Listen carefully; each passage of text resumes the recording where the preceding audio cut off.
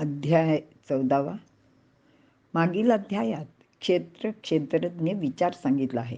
यामध्ये क्षेत्रज्ञ म्हणजे पुरुष जो नेहमी उदासीन असतो, तर प्रकृती सदैव कर्तृत्ववान असे सांगितले आहे.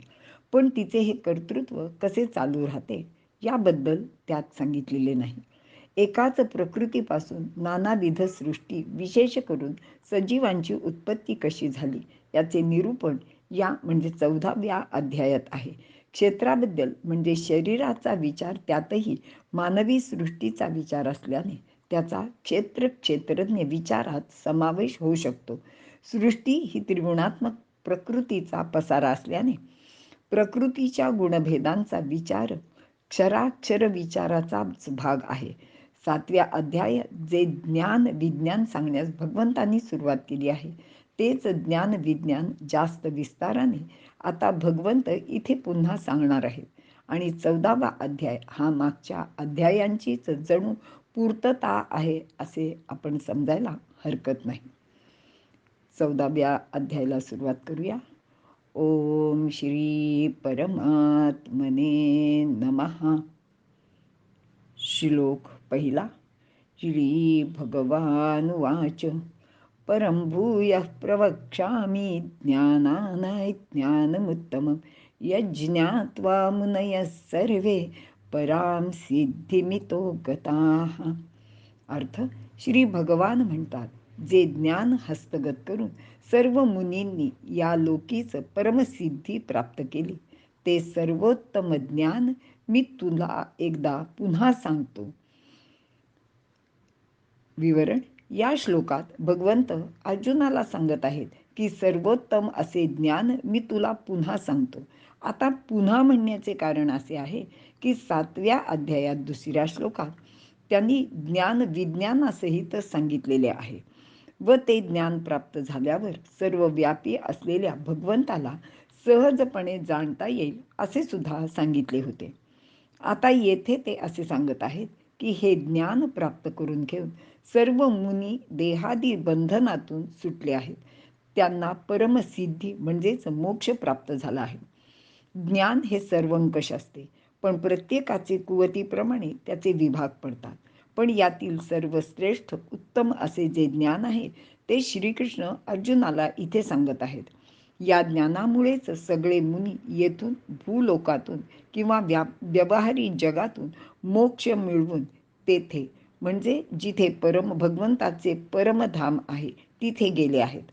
त्यांना परमसिद्धी प्राप्त झाली आहे. सिद्धी म्हणजे योगाभ्यासाने जी प्राप्त होते ती नाही. सिद्धी म्हणजेच मोक्ष.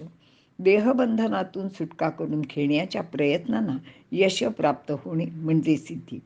ते ज्ञान म्हणजे काय त्याचा विचार या अध्यायात आहे. मुनी म्हणजे वीत राग भय क्रोध स्थितधीर मुनिरुच्यते. परमार्थ, परोपकार, ब्रह्मपद यांना बघणारा तो मुनी. ते सत्यच बघतात. ब्रह्म सत्य, ज्ञान व अनंत आहे याचे दर्शन त्यांना झालेले असते असे भगवंत इथे सांगत आहेत. इथे आपण थांबूया. श्लोक 2. इदै ज्ञानमुपाश्रित्य मम साधर्म्यमागताः सर्गेऽपि नोपजायन्ते प्रलयेन व्यथन्ति च. अर्थ: ते या ज्ञानाचा आश्रय करून ईश्वराच्या समान धर्माला म्हणजेच ब्रह्मभावाला प्राप्त होतात. ते विश्व उत्पत्तीच्या वेळी उत्पन्न होत नाहीत म्हणजेच जन्म घेत नाहीत आणि प्रलयकाली कष्ट किंवा दुःख भोगत नाहीत असे भगवंत इथे अर्जुनाला सांगत आहेत. विवरण. भगवान श्रीकृष्ण आता जे ज्ञान सांगणार आहेत ते जाणल्याने काय लाभ होईल ते सांगत आहेत. हे असं सांगण्याचं कारण सुद्धा असं आहे की एखादी गोष्ट जर दुसऱ्या माणसाने आपल्याला सांगितली तर आपण त्याला विचारतो की ठीक आहे, मी तुमचं हे सगळं ऐकतो, पण हे ऐकल्यानंतर मला काय मिळणार.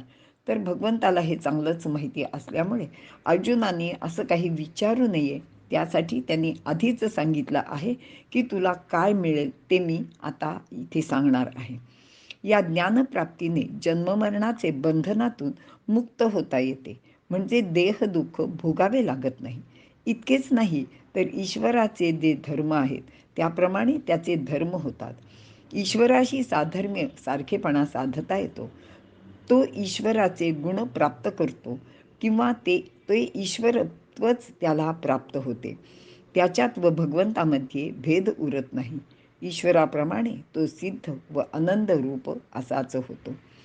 ईश्वराशी तादात्म्य पावणे किंवा ईश्वराप्रमाणे वागणे म्हणजे ईश्वराच्या धर्माशी तादात्म्य होणे.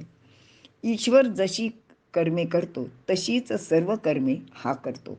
आता ईश्वराशी तादात्म्य साधले तर त्याला प्रलयकाली नाशाचे दुःख होत नाही. कारण ईश्वर कोणतीही गोष्ट विचारपूर्वकच करतो. ज्यावेळी प्रलय घडविणे उचित आहे असे ईश्वराला वाटते त्यावेळी प्रलय घडतो. जो ईश्वराशी तादात्म्य झाला आहे त्याला सुद्धा ईश्वराचे हे करणे योग्यच वाटते, किंबहुना त्याला ते माहीतच असते. मग योग्य घटनेचे त्याला दुःख होण्याचे कारणच उरत नाही. प्रलयानंतर होणाऱ्या सृष्टी रचनेत त्याला जन्म घ्यावा लागत नाही, म्हणजेच त्याला कर्मभोग भोगण्यासाठी जन्म मिळत नाही. पण ईश्वरमय झालेला असल्याने ईश्वराप्रमाणेच तो स्वेच्छेने जन्म घेतो. ज्यावेळी तो ब्रह्मरूप झाला त्यावेळी ब्रह्माप्रमाणे प्रत्येक गोष्ट तो करत असतो. जर परमेश्वर त्याच्या इच्छेने अनेक जन्म घेतो तर हा ब्रह्मस्वरूप झालेला सुद्धा अनेक जन्म घेतोच. 4थ्या अध्यायात भगवंतांनी सांगितलेले आहे की बहुनी मे व्यतीतानी जन्मानी तव चार्जुन. जन्मे आम्हा तुम्हासी बहुत गेली. अनेक जन्म आपल्याला झालेले आहेत. अर्थात हा जन्म लोकोद्धारासाठी, ज्ञानसंवर्धनासाठी अगदी स्वेच्छेने घेतलेला असतो. अशा पुरुषाला सामान्य लोकांप्रमाणे देहाची सुखदुःखे त्रास देत नाहीत, कारण ते देहाच्या दुःखाने दुःखी होत नाहीत. भगवान श्रीकृष्णाचे व श्रीरामांचे तसेच अनेक संतांचे चरित्र याचीच उत्तम उदाहरणे आहेत. अगदी येशू ख्रिस्त सुद्धा याला अपवाद नव्हते. देह तुटून पडत होता तरी ते शांत होते, कारण त्यांनी ईश्वराशी साधर्म्य साधले होते. देह व आत्मा अलग असल्याचे ते अनुभवत होते. थोडक्यात प्रकृतीशी संबंध असला तर जन्ममरण होते, दुःख व्यथा भोगाव्या लागतात. मात्र प्रकृतीशी संबंधरहित महापुरुषांना जन्ममरण, दुःख, व्याधी इत्यादी होत नाही. कारण परमात्मा जसा सच्चित आनंद स्वरूप आहे तसेच त्यांना प्राप्त होणारे महापुरुष सुद्धा सच्चिदानंद स्वरूपच असतात. इथे आपण थांबूया. श्लोक 3. मम योनिर्महद्ब्रह्म तस्मिन् गर्भं दधाम्यहं संभवः सर्वभूतानां ततो भवति भारत. अर्थ: महद्ब्रह्म म्हटली गेलेली त्रिगुणात्मक अशी परब्रह्माची प्रकृती किंवा माया, तिचे ठिकाणी मी म्हणजे परब्रह्म गर्भ धारण करतो व त्यापासून हे भारता, अर्जुना, सर्व भूतांची उत्पत्ती होत असते असे तू लक्षात घे. विवरण: महद्ब्रह्म प्रकृती माया, तिला महद्ब्रह्म म्हणण्याचे कारण असे की महत्त्वादी सर्व प्रपंचाचे ती विश्रांती स्थान आहे. तिच्यामध्येच सर्व भूते लीन होतात. मम योनिर महद्ब्रह्म, मूळ प्रकृती हीच उत्पत्तीचे स्थान सुद्धा आहे. तिला महद असे म्हटले आहे कारण या विश्वात किंवा संसारात सर्वात मोठे व्यापक तत्व मूळ प्रकृतीच आहे. एका परमात्म्याशिवाय तिच्यापेक्षा वरचढ किंवा श्रेष्ठ म्हणजे मोठा कोणीच नाही. ती सर्वांचे उत्पत्ती स्थान असल्याने तिला योनी असे म्हटले आहे. शिवाय तिला मम असे भगवंत म्हणत आहेत. ती प्रकृती मम म्हणजे परमात्म्याची, म्हणजेच भगवंत म्हणतात की माझीच आहे.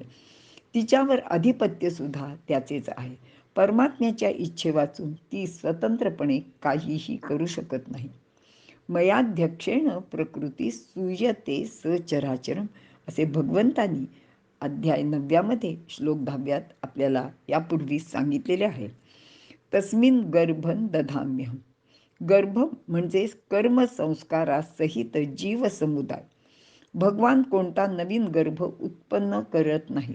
अनादिकालापासून जे जीव जन्म मरणाच्या प्रवाहात सापडलेले आहेत ते महाप्रलयाचे वेळी कर्मसंस्कारासहित प्रकृतीत लीन होतात. अध्याय 9 श्लोक 7 असे सांगितले आहे की सर्व भूतानी कौंतेय प्रकृती यांती मामिकाम कल्पक्षये पुनस्तानी कल्पादौ विसृज्याम्यहम आणि संभव सर्व भूतानां ततो भवती भारत. वरील प्रमाणे प्रकृतीमध्ये गर्भस्थापन झाल्यावर संपूर्ण प्राण्यांची उत्पत्ती होते. ते स्थूल व सूक्ष्म शरीर धारण करून पुनर्जन्म घेतात. जोपर्यंत जीव मुक्त होत नाही तोपर्यंत ही येरझार नित्यपणे म्हणजे अगदी अखंडपणे सुरूच राहते. सर्व विश्वाच्या पालक असलेल्या ईश्वराची प्रकृती तिलाच महद्ब्रह्म असे म्हणतात. ती एक अथांग अनंत अशी शक्ती आहे. तिचा पार कोणालाच लागत नाही. महत म्हणजे मोठा आणि ब्रह्म म्हणजे अत्यंत विशाल विस्तृत शक्ती. ही ईश्वराची आहे व त्याचप्रमाणे महान सुद्धा आहे. तीच ईश्वराची योनी म्हणजे उत्पत्ती स्थान आहे. तिच्यापासूनच सर्व काही उत्पन्न होते व तिच्यामध्येच लीन पावते. हिच्यापासूनच विश्वातील मूर्तामूर्त सृष्टीतील सर्व पदार्थ व जीव यांची उत्पत्ती होते असे भगवंत अर्जुनाला इथे सांगत आहेत. इथे आपण थांबूया. श्लोक 4. सर्वयोनिषु कौन्तेय मूर्तयः सम्भवन्ति याः तासां ब्रह्ममहद्योनिरहं बीजप्रदः पिता. अर्थ, हे कुंतीसुता, हे कुंतीपुत्रा, सर्व योनीत ज्या मूर्ती उत्पन्न होतात त्या सर्वांचे उत्पत्तीस्थान महद्ब्रह्म अर्थात परमेश्वराची प्रकृती हेच आहे आणि तोच परमेश्वर तिच्या ठिकाणी बीज देणारा असा पिता आहे. विवरण: या जगात असंख्य योनी आहेत. पशु, पक्षी, कीटक, माणूस, जलचर प्राणी इत्यादी. या सर्व योनींमधून अनेक मूर्ती निर्माण होतात. त्या अगणित आहेत. अगदी माणसांचे उदाहरण घेतले तरी कितीतरी प्रकारची माणसे आपल्याला अवतीभोवती दिसतात. एकासारखा दुसरा नसतो. हा प्रत्येक माणूस म्हणजे एक मूर्ती आहे. अशा या असंख्य शरीरांच्या उत्पत्ती करणारी एक महायोनी आहे आणि ती म्हणजेच ब्रह्म. व त्या योनीत बीज पेरणारा व उत्पत्तीला कारणीभूत होणारा परमात्मा म्हणजे पिता. बीज म्हणजे परमात्म्याची शक्ती अंशरूपाने प्रत्येक प्राणीमात्रात स्थित असते असे आपण लक्षात घ्यावे. तर मानवांमध्ये एकता, ज्ञानमयता आणि आनंद यांची निर्मिती हेच गर्भबीज असते. आपल्या ऋषीमुनींनी यांचा स्वीकार करून या गर्भबीजाचा विकास केलेला आहे असं विवरण डॉक्टर बी. कुलकर्णी यांनी आपल्या पुस्तकात दिलेले आहे. व ब्रह्म म्हणजेच प्रकृती या बीजाचे किंवा गर्भाचे धारण पोषण करून प्रसवणारी महत योनी आहे आणि तिलाच माता असे इथे म्हटलेले आहे. सर्व योनीषु म्हणजे जरायुज, जारासह जन्मणारे मनुष्य आणि पशु इत्यादी. अंडज, अंड्यापासून उत्पन्न होणारे पक्षी, सर्प, नाग इत्यादी. श्वेदज, घामापासून उत्पन्न होणारे म्हणजे उवालेखा इत्यादी.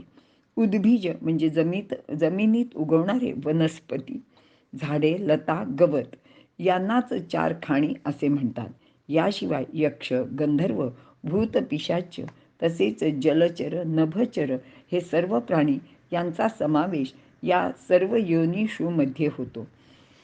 त्यांची सर्वांची आकृती वेगवेगळी असते. एक मनुष्य योनी घेतली तर इथे एकासारखा दुसरा नसतो.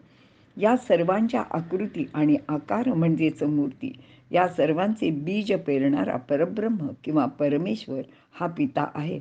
तर महद्ब्रह्म म्हणजे प्रकृती ही माता आहे असे तू समज असे भगवंत अर्जुनाला इथे सांगत आहेत. कोणताही स्थिर अथवा चल पदार्थ हा प्रकृतीचा अंश आहे. तसेच परमात्म्याचे वीर्य सुद्धा या योनीत आहे. ज्याप्रमाणे विविध प्रकारची सजीव सृष्टी आहे त्याचप्रमाणे निर्जीव सृष्टी आहे. माणसामध्ये परमात्म्याचे बीज म्हणजे अंश आहे हे जाणण्याची बुद्धी सुद्धा आहे. म्हणून तो स्वतःची उन्नती करून घेऊन नराचा नारायण होऊ शकतो. आपण प्रयत्नाने अमृतपुत्र होऊन परमात्म्याचे साधर्म्य प्राप्त करायला हवे. किंबहुना मानव योनी जन्माला आलेल्याचे ते महत्त्वाचे किंवा प्रमुख असे उद्दिष्टच असले पाहिजे. असे ज्ञान प्राप्त करून घेण्याचा साधकाचे मनात निश्चय झाल्यास तो अनेक अडथळे पार करून आपले ध्येय प्राप्त करू शकतो. परमात्म्याची एक प्रकृती आहे. तीत परमात्म्याचे बीज जाऊन सर्व सृष्टीची उत्पत्ती होते. येथे परमात्म्याच्या बीजाचा महिमा सांगितला आहे. पुढे प्रकृतीचा स्वभाव धर्म वर्णन केलेला आहे. यामध्ये बीज किंवा वीर्य ह्या अर्थाने जे शब्द आलेले आहेत त्याचं वरती मी विवरण केलेलं आहे. ते म्हणजेच परमात्म्याची शक्ती हे होय. इथे आपण थांबूया. श्लोक 5. सत्वं रजस्तम इति गुणाः प्रकृतिसंभवाः निबध्नन्ति महाबाहो देहे देहिनमव्ययम्. अर्थ, हे महाबाहो म्हणजे अर्जुना, सत्व, रज आणि तम हे गुण प्रकृतीपासून उत्पन्न होणारे आहेत. ते देहातील अविनाशी देहधारी जीवाला बंधनात टाकतात. अविनाशी असा जो देही त्याला देहाच्या ठिकाणी बांधून ठेवतात. परिणामतः त्याला जन्ममरणाचे फेऱ्यात किंवा बंधनात पडावे लागते, असे भगवंत इथे सांगत आहेत. विवरण. सत्वरजस्तम इति गुणाः प्रकृती संभवाः. महद्ब्रह्म म्हणजे प्रकृती, तिच्यापासून सत्व, रज, तम हे 3 गुण उत्पन्न होतात. येथे इति म्हणजे हे 3 गुण यांचे पासून अनंत सृष्टी निर्माण झाली, पण यांच्या संख्येत कधीही कमी किंवा जास्त होत नाही. म्हणजे या संख्येत फरक पडत नाही. निबध्नन्ति महाबाहो देहे देहिनमव्ययम्. हे 3 गुण अविनाशी अव्यय अशा देहीला म्हणजे आत्म्याला देहात बांधून ठेवतात. खरे तर आत्मा हा या गुणांच्या पलीकडे आहे. तो यापासून अलिप्त सुद्धा असतो आणि या गुणांचा विचार केला तर ते आपल्याकडून कोणालाच बांधत नाहीत. तर हा पुरुषच म्हणजे आत्मा या गुणांशी संबंध जोडून बांधला जातो, कारण त्याला अशा रीतीने बांधून घेण्याची इच्छा असते. म्हणून हे सर्व घडते. उत्पत्ती करण्याचे हेतूने परमात्मा पुरुष होऊन बीज रूपाने प्रकृतीमध्ये शिरतो व स्वतःला बांधून घेतो. त्याला बंधनात अडकवणारी प्रकृती ही तितकीच महत्त्वाची आहे असे तू समज, असे भगवंत इथे सांगत आहेत. गुणांचे कार्य, पदार्थ, घन, धन, परिवार, शरीर, स्वभाव, परिस्थिती, क्रिया इत्यादींना आपले मानण्याने हे बंधन निर्माण होते. म्हणजे प्रत्येक वेळी आपण हे माझं असे जे करत जातो आणि त्याच्याचमुळे आपल्याला हे बंधन निर्माण होते. ज्याप्रमाणे माणूस धन, परिवार यांना आपले मानतो, तेव्हा त्यांच्या संयोग वियोगाने तो सुखी किंवा दुःखी होतो. ज्या शरीराला म्हणजे देहाला तो आपले मानतो, त्याचेबद्दल त्याचे मनात सतत ममत्व असते व त्याचा परिणाम तो स्वतःवर सुद्धा करून घेतो. पुरुष किंवा आत्मा खरे तर अविनाशी आहे. तो स्वतंत्र, अगदी बंधनरहित आहे. शरीराचे येण्या जाण्याने त्यामध्ये काहीच फरक होत नाही आणि असे असले तरी तो देहात आल्यानंतर या 3 गुणांच्या वृत्तीचे अधीन होऊन जातो. कारण तो विनाशी देह म्हणजे मी आहे असे मानतो व स्वतःच्या मान्यतेमुळेच तो बंधनात अडकतो. जर देहाविषयी तादात्म्य, ममता आणि कामना राहिली नाही तर मग मी परमात्म स्वरूप आहे असा निश्चय होऊन मी माझे पण संपते. थोडक्यात सर्व विकार प्रकृतीच्या संबंधाने निर्माण होतात व त्यामुळेच जन्ममरण सुरू राहते. तसेच गुण जीवाला बांधत नाहीत, तर जीवच त्याचा संग स्वीकारून बांधला जातो. वरती इथे असं सांगितलेलं आहे की अनंत सृष्टी निर्माण झाली, पण यांच्या संख्येत कधी फरक होत नाही. म्हणजे जेवढे जीव सुरुवातीला निर्माण झालेले आहेत तेवढे कायम राहतात. त्यांच्या आकारात म्हणजे मनुष्यातनं पशुयोनीत किंवा पशुयोनीतला जीव मानव योनीत येतो, पण एकूण जी संख्या आहे ती तेवढीच राहते असे भगवंतांनी अर्जुनाला सांगितलेले आहे. इथे आपण थांबूया. श्लोक 6. तत्र सत्वं निर्मलत्वात् प्रकाशकं नामयं सुखसंगेन बध्नाति ज्ञानसंगेन चानघ. अर्थ, अनघ म्हणजे निष्पाप. हे निष्पाप अर्जुना, यामध्ये आरोग्य देणारा, दुःखरहित, निर्मलत्वामुळे प्रकाशक असा सत्वगुण जीवाला सुखसंगाने व ज्ञानसंगाने म्हणजे आसक्तीद्वारे बद्ध करून टाकतो. विवरण: सत्वगुणाचे काही विशेष धर्म आहेत. तो निर्मल, निर्दोष, प्रकाशक, मार्गदर्शक, अनामय म्हणजे निर्दोष, आरोग्य स्थापन करणारा किंवा आरोग्य देणारा, व्याधींना हरविणारा, सुख देणारा, इंद्रियांची सुस्थिती ठेवणारा, ज्ञान देणारा व बल वाढविणारा असा आहे. विवरण: तत्र सत्वं निर्मलत्वात् प्रकाशकमनामय. सत्वगुण हा दोषरहित, मलरहित म्हणजे निर्मळ व स्वच्छ आहे. त्यामुळेच तो परमात्म तत्वाचे ज्ञान मिळवण्यासाठी सहाय्यक ठरतो. प्रकाशक, प्रकाश करणारा आहे. प्रकर्षाने व्यक्त होणारा. प्र अधिक काश म्हणजे प्र म्हणजे प्रकर्षाने, काश म्हणजे व्यक्त होतो. तो प्रकर्षाने व्यक्त होतो तो. सत्व म्हणजे अस्तित्व. जे अस्तित्वात असते तेच व्यक्त होते. अव्यक्ताचे अस्तित्व आपल्याला कधी जाणवत नाही. सत्वगुण हा व्यक्त करणारा गुण आहे. सत्वगुणाची वृद्धी झाल्यावर इंद्रियात प्रकाश, चेतना आणि हलकेपणा म्हणजे जडत्व कमी होते. तामस गुणाचा इथे अभाव असतो, विशेषत्वाने जाणवतो. त्यामुळेच कोणताही विषय उत्तम प्रकारे समजून घेण्यात त्याची बुद्धी पूर्णपणे काम करते, कार्यात उत्साह राहतो. अनामयम, सत्वगुण रज व तम गुणापेक्षा विकाररहित असतो. असा विकार परमात्म प्राप्तीचे साठी सहाय्यक असतो. खरे तर अनामयम म्हणजे निर्विकार, पण संपूर्ण निर्विकार हे परमात्म्याचे स्वरूप आहे आणि ते तर गुणातीत आहे. सत्वगुण प्रकृतीचे कार्य आहे, ते संपूर्ण निर्विकार असत नाही. पण हा गुण परमार्थ प्राप्तीसाठी अत्यंत उपयुक्त असल्याने त्याला निर्विकार असे इथे म्हटलेले आहे.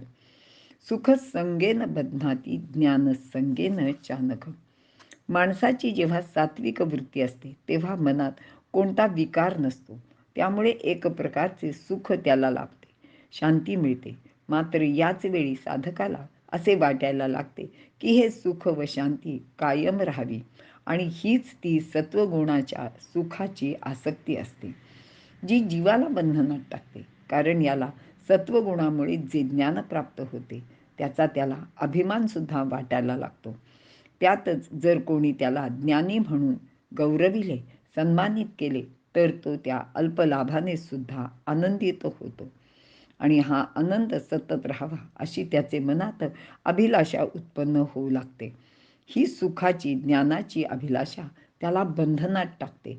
म्हणून सत्वगुण हा सुद्धा परमात्म प्राप्तीचे आड येऊ शकतो असे तू समज, असे भगवंत अर्जुनाला सांगत आहेत. इथे आपण थांबूया. श्लोक 7. रजोरागात्मक विद्धि तृष्णा संगसमुद्भव तन्निबध्नाति कौंतेय कर्मसंगेन देहिन. अर्थ: हे कुंतीपुत्रा, रजोगुण रागात्मक म्हणजे प्रीती स्वरूप असून तृष्णा व संग यांचे कारण आहे असे तू समज. तो रजोगुण कर्मासक्तीने देहधारी जीवात्म्याला बंधनात टाकतो. विवरण: रज म्हणजे रंजन करणारा. रजोगुण हा राग म्हणजे विषयांवर प्रीती उत्पन्न करत असतो. तृष्णा म्हणजे तहान. एखादी गोष्ट हवी वाटण्याची मनात जी वृत्ती निर्माण होते ती या रजोगुणामुळेच होते. विविध प्रकारच्या भोगांची अभिलाषा उत्पन्न होते. मग या भोगांचा संग सोडण्याची इच्छाही त्या माणसाचे मनात उरत नाही. अनेक गोष्टींचा संग्रह तो करत राहतो. तसेच भोगांच्या प्राप्तीसाठी अनेक विधे कर्म म्हणजे काम तो सतत करीत राहतो. रजोगुण हा प्राण्यांच्या भावनाशी संबंधित आहे.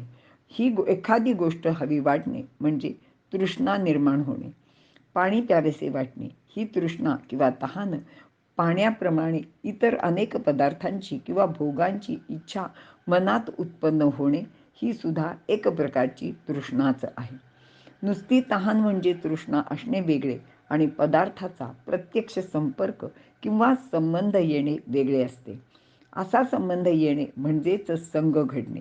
एकदा का संग घडला की माणसाचे मन त्यात गुंतून जाते.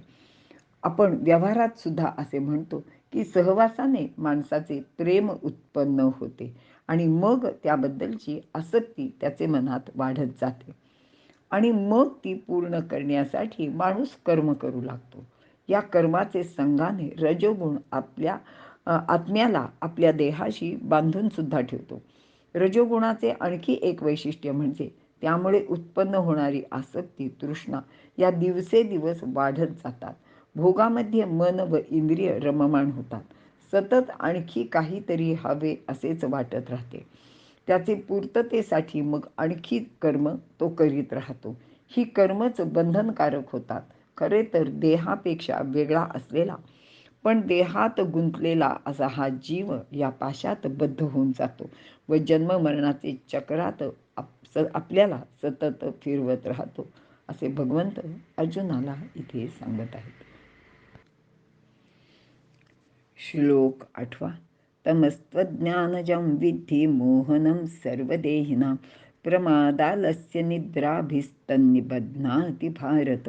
अर्थ, हे भारता, तमोगुण अज्ञानजन्य असल्यामुळे सर्व प्राण्यांना मोह उत्पन्न करतो.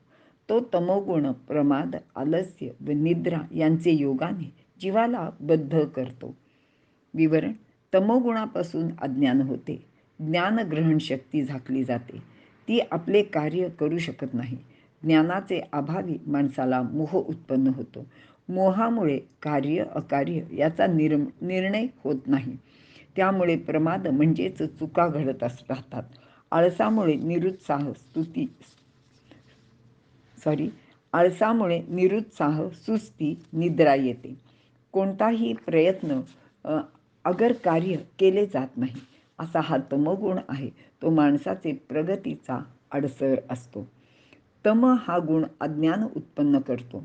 खरे तर प्रकृती व पुरुष दोघेही ज्ञानी आहेत. त्यामुळे अज्ञान कुठून आले असा प्रश्न मनात येऊ शकतो. तर याचे उत्तर असे आहे की परमात्म्याने त्याला काही विशिष्ट घटना घडवायच्या असल्याने त्याने तम निर्माण केला आणि त्या तमातूनच अज्ञान निर्माण झाले. परमात्मा हा देहीन आहे. तो ज्ञानी आहे.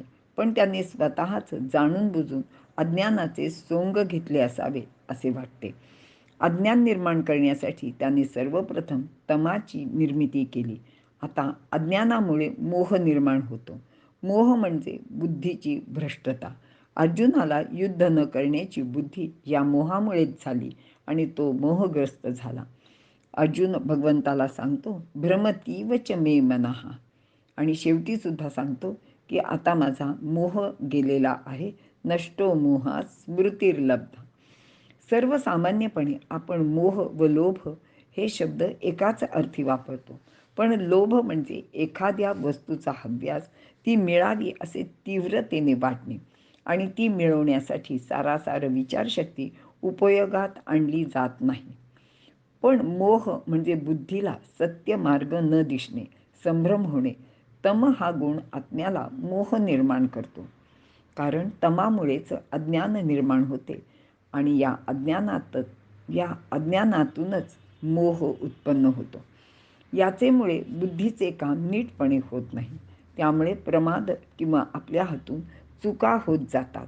काम करायला हवे असून आपण काम करीत नाही किंवा आपल्याला ते करावेसेच वाटत नाही आणि यालाच आळस असे म्हटले जाते. काम सोडून आळसाने नुसते बसले की माणसाला निद्रा येऊ लागते. अति झोपेमुळे त्याची बुद्धी बधीर होते व त्यामुळेच प्रमाद घडत जातात. आलस म्हणजे हा उपसर्ग नकार दर्शवितो. लस म्हणजे प्रकाशणे, तेज असणे. आलस म्हणजे तेजोहीन. याचेमुळे बुद्धीचा प्रकाश पडत नाही. मनात आळस येतो म्हणजे शरीराची शक्ती कमी पडते. तेज म्हणजेच शक्तीचे दुसरे रूप आहे. प्रमाद म्हणजे चुका होणे. कर्मामध्ये चुका झाल्या की त्याची विपरीत फळे माणसाला भोगावीच लागतात. ती फळेच आत्म्याला शरीरात जखडून ठेवणारी बंधने असतात. प्रमाद हा 2 प्रकारचा असतो. एक, करण्यास योग्य असे काम न करणे आणि दुसरा, जे काम कधीही करू नये ते करणे. अशा कामाने स्वतःचे व इतरांचे अहित किंवा नुकसान होते. यामध्ये व्यसनासारख्या गोष्टींचा समावेश होतो किंवा ज्याचा कोणालाच उपयोग नाही अशा गोष्टी करणे, म्हणजेच पत्ते खेळणे, गोट्या खेळणे किंवा त्या प्रकारचे खेळ खेळणे किंवा यासारख्या गोष्टी करण्यात वेळ वाया घालविणे, शिवाय विनाकारण मुक्या प्राण्यांना त्रास देणे, झाडांच्या फांद्या पाने ओरबाडणे, उपटणे, एखाद्या चांगल्या गोष्टीचा विध्वंस करणे. थोडक्यात या संपूर्ण विश्वात त्रिगुणाची सत्ता आहे.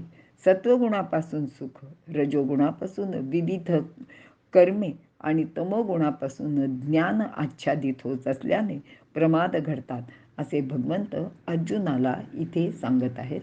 इथे आपण थांबूया. श्लोक 9. सत्वं सुखे संजयति रजः कर्मणि भारत ज्ञानमावृत्य तु तमः प्रमादे संजयत्युत. अर्थ, हे भारता, देहधारीला सत्वगुण सुखात, रजोगुण कर्मात आणि तमोगुण ज्ञानाला आच्छादित करून प्रमादात प्रवृत्त करतो व कर्तव्याची विस्मृती पाडतो, असे भगवंत सांगत आहेत. विवरण. संपूर्ण विश्वात या 3 गुणांचा विलास सुरू आहे. प्रत्येक प्राणी, प्रत्येक वस्तू या त्रिगुणापासून बनली आहे. एखाद्यामध्ये एका गुणाचा विकास झालेला असेल तर दुसऱ्या गुणाची न्यूनता असते. अर्थात या गुणांचे प्रमाण कमी असो अथवा अधिक असो, पण या प्रत्येक गुणाचा निवास सर्व सृष्टीमध्ये असतोच. कारण मूळ प्रकृतीमध्ये हे 3ही गुण आहेत व प्रकृतीपासून उत्पन्न झालेल्या सर्व पदार्थात ते आपोआपच येतात. सत्वं सुखे संजयती. सत्वगुण साधकाला सुखात प्रवृत्त करतो व त्यावर विजय मिळवण्याचा प्रयत्न करतो किंवा तो त्यावर विजय मिळवतो. तो साधकाला वश करतो. म्हणजेच साधकाला जेव्हा सात्विक सुख प्राप्त होते तेव्हा साधकाची आसक्ती वाढते. ही सुखाची आसक्तीच साधकाला बद्ध करून टाकते, त्याची साधनेत प्रगती होऊ देत नाही. सत्वगुणाचे सुख व ज्ञान प्राप्त सत्वगुणाने सुख व ज्ञान प्राप्त होते असे वरील 6व्या श्लोकात सांगितले आहे. परंतु येथे फक्त सुखाचाच उल्लेख केला आहे. शिवाय ज्ञानप्राप्तीनंतर साधकाला ज्ञानी असल्याचा जो अभिमान होतो त्यामध्ये सुद्धा एक प्रकारचे सुख त्याला प्राप्त व्हायला लागते आणि म्हणूनच येथे फक्त सुखाचा उल्लेख केलेला आहे. रजः कर्मणि भारत. रजोगुण माणसाला कर्मामध्ये प्रवृत्त करत असतो व त्यावर तो विजय मिळवतो. अशा माणसाला सतत काहीतरी करावेसे वाटते. तो सतत कार्यरत राहतो. असे काहीतरी काम करण्यातच त्याला आनंद वाटतो आणि या कर्माविषयीची किंवा कामाची आसक्ती त्याला बांधून टाकते. भगवंताने यापूर्वी तू आसक्ती विरहित कर्म कर असे सांगितले होते, पण कर्म करण्याचे नादात माणूस ही गोष्ट विसरून गेला. कर्म करतो त्याचा परिणाम काय होतो किंवा त्याचे किंवा काम होईल म्हणजेच कोणते फळ मिळेल याची तो आशा करतो. म्हणजे मी हे अमुक एक काम केलेलं आहे, त्याच्यामुळे मला काय मिळेल, काय प्राप्त होईल, म्हणजे पैसे मिळतील, कीर्ती मिळतील किंवा अजून काही मिळेल याची तो आशा करीत राहतो. कर्माविषयी व फळाविषयी आसक्ती बाळगतो व हीच आसक्ती त्याला बंधनात टाकत राहते. ज्ञानमावृत्य तु तमः प्रमादे संजयत्युत. तमोगुण सत असत, कर्तव्य अकर्तव्य, हित किंवा अनहित अशा ज्ञानाला म्हणजेच विवेकाला झाकून टाकतो व माणसाला प्रमादामध्ये प्रवृत्त करतो. तो त्याला कर्तव्य कर्म करू देत नाही किंवा जी कर्मे करू नयेत अशीच अयोग्य कर्मे तो करीत राहतो. तो त्यामध्ये सतत प्रवृत्त होतो. हाच तमाचा माणसावर मिळवलेला जय आहे. सत्वगुणाने विवेक किंवा ज्ञान आणि प्रकाश म्हणजे निर्मलता या 2 वृत्ती निर्माण होतात. अगदी या उलट तमोगुण याचे विरोधी म्हणजेच तो ज्ञानाला आच्छादित करून प्रमादाकडे प्रवृत्त करतो असे आपल्या लक्षात येईल. प्रकाशाला म्हणजेच इंद्रिये व अंतःकरण यांची शुद्धता झाकून टाकून माणसाला आळस व झोपेमध्ये प्रवृत्त करतो व त्यामुळेच झोप किंवा आळसामुळे त्याला ज्ञानाचा विषय सांगून ऐकून किंवा वाचून सुद्धा कळत नाही आणि तो जाणून घेण्याची त्याला इच्छा सुद्धा होत नाही असे तू निश्चित समज, असे भगवंत अर्जुनाला इथे सांगत आहे. इथे आपण थांबूया. या म्हणजे 10व्या श्लोकात भगवंत सत्व, रज आणि तम या गुणांचा कमी अधिक प्रमाणांचा माणसावर कसा परिणाम होतो ते सांगत आहेत. आपण श्लोक पाहूया. श्लोक 10. रजस्तमश्चाभिभूय सत्वं भवति भारत, रजसत्वं तमश्चैव तमसत्वं रजस्तथा. अर्जुना, रज व तम यांना पराभूत करून सत्वगुण वृद्धिंगत होतो. सत्व व तम या गुणांना मागे टाकून रजोगुण प्रबल होतो व त्याचप्रमाणे सत्व व रज या गुणांना खाली दडपून तमोगुण स्वतः प्राधान्य पावतो. म्हणजे एका गुणाचं जेव्हा प्राबल्य असेल तेव्हा दुसरे 2 गुण यांचा प्रभाव त्याच्यावर अत्यंत कमी प्रमाणात होतो, असे भगवंत इथे अर्जुनाला सांगत आहेत. विवरण. वरील 3 गुणांपैकी कोणताही एक गुण प्रबल झाला तर तो दुसऱ्या 2 गुणांना दाबून टाकतो, त्यांचे प्राबल्य कमी करतो. जो गुण प्रभावी असतो त्याचेपेक्षा आपण जास्त प्रभावी असावे असे इतर 2 गुणांना सुद्धा वाटत राहते. ते तसा प्रयत्न करतात, पण या 3 पैकी जो जास्त प्रभावी किंवा बलशाली असतो तो दुसऱ्या गुणांना प्रभावी होऊ देत नाही. आपण नित्य व्यवहारात सुद्धा असे बघतो की जो बलवान असतो तो आपल्यापेक्षा दुर्बल असलेल्या माणसाला दाबून टाकतो किंवा त्याच्यावर आपली सत्ता गाजवतो. अगदी तसंच इथे ह्या गुणांच्या बाबतीत आहे, असे भगवंत अर्जुनाला सांगत आहेत. रजस्तमश्चाभिभूय सत्वं भवति भारत. सत्वगुण आपल्या प्रभावाने रजोगुणाचा व तमोगुणाच्या वृत्तींना डोके वर काढू देत नाही. रजोगुणाच्या लोभ प्रवृत्ती, नवनवीन कर्मांचा आरंभ, स्पृहा, सांसारिक भोग आणि संग्रहप्रियता या वृत्ती आणि तमोगुणाच्या प्रमाद, आळस, अनावश्यक झोप, मूढता इत्यादी वृत्ती आपल्या प्रभावाने हा सत्वगुण दाबून टाकतो आणि सत्वगुणामुळे अंतःकरणाची निर्मलता, वैराग्य, निस्पृहता, उदारता, निवृत्ती, ज्ञानाची आस अशा वृत्ती उत्पन्न करतो. यामध्ये विवेकाचा विशेषत्वाने प्रभाव असलेला आपल्याला आढळून येतो. रजसत्वं तमश्चैव. सत्वगुणाच्या आणि तमोगुणाच्या वृत्तींना मागे टाकून त्यावर मात करून रजोगुण जेव्हा वाढतो तेव्हा सत्वगुणाच्या ज्ञान, प्रकाश, वैराग्य, उदारता इत्यादी वृत्ती व तमोगुणाच्या आळस, प्रमाद, अनावश्यक झोप, मूढता इत्यादी वृत्तीवर तो मात करतो. अंतःकरणात प्रवृत्ती, कार्याचा आरंभ, स्पृहा, लोभ, संग्राहता, विविध विषयांचे भोग इत्यादी वृत्ती त्याचे मनात किंवा त्याचे मध्ये निर्माण करत राहतो. तमस सत्वम रजस्तथा. तमोगुणाची वृद्धी झाली तर तो सत्वगुण व रजोगुण यावर मात करतो. या दोन्ही गुणांच्या वृत्ती म्हणजेच प्रकाश, निर्मलता, उदारता आणि चंचलता, अशांती, कर्मप्रियता इत्यादी वृत्तींना झाकून टाकतो व प्रमाद, आळस, निद्रा आणि मूढता या वृत्ती त्या विशेषत्वाने निर्माण करतो. अशा रीतीने जो गुण दुसऱ्या 2 गुणावर मात करून विजय मिळवतो त्याचा प्रभाव त्या माणसावर आणि त्याच्या प्रत्येक कृतीत जाणवायला लागतो. मात्र गुण कोणताही असो तो माणसाला बंधनात मात्र निश्चितपणे टाकतो, असे तू समज, असे भगवंत इथे अर्जुनाला सांगत आहे. इथे आपण थांबूया.